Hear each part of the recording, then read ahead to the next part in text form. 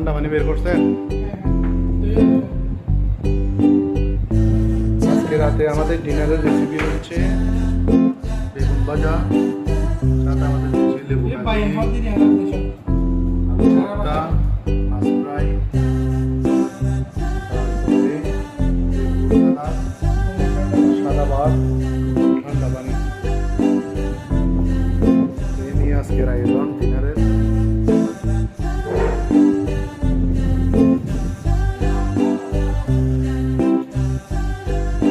আমাদের জাতীয় লেবুর কি বলে যে খাসি বলে দেয়, আর খাসি হওয়া দেয় আর বাসা সাত বাসা